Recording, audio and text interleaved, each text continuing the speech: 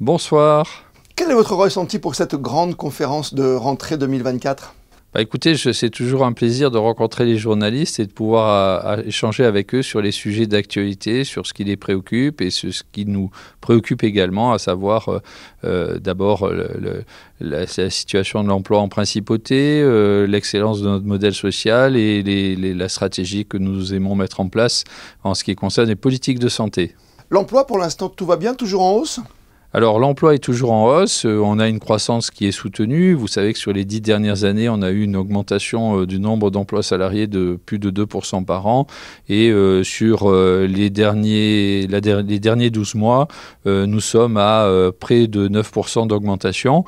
On a le sentiment quand même d'un petit infléchissement et évidemment, on a une certaine appréhension sur les conséquences de l'emploi que vont avoir la fin de certains chantiers, grands chantiers en principauté, en particulier le chantier Maréterra, mais nous nous préparons à essayer d'accompagner tout ça. Emploi et santé, vous venez de parler de Maréterra, il y a aussi le CHPG qui est un énorme chantier. Le CHPG est un énorme chantier, énorme par son coût, mais énorme aussi par ses objectifs.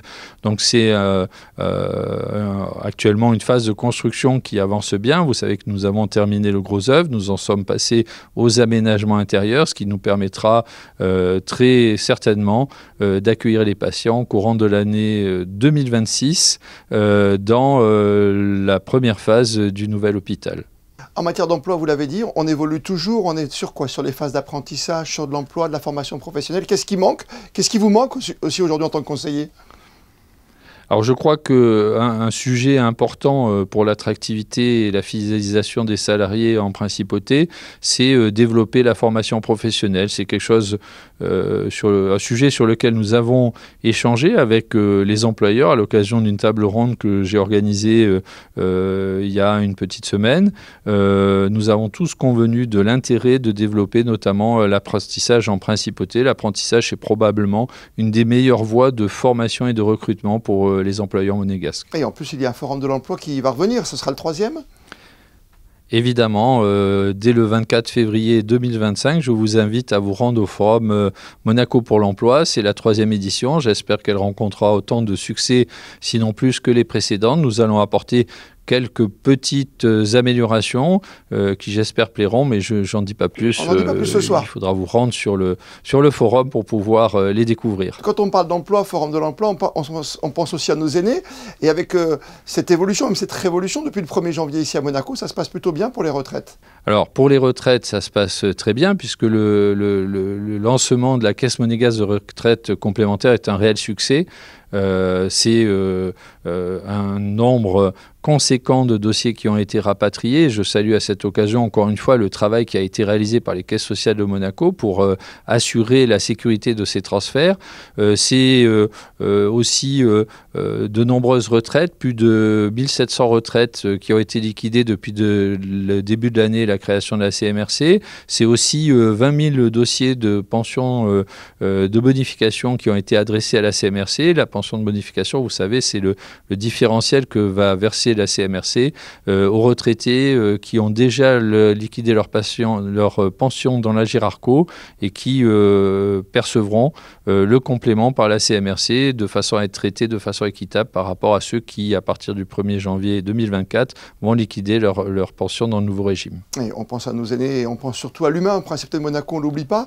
Et cette santé, on est en plein cœur de l'automne, entre deux grandes saisons. Retour des virus, on le voit, il y a pas mal de gens qui toussent, qui ont le nez qui coule. Peut-être un retour du Covid. Quel est l'état des lieux en ce moment au niveau santé ? Alors, bien évidemment, la saison hivernale annonce le retour des infections hivernales.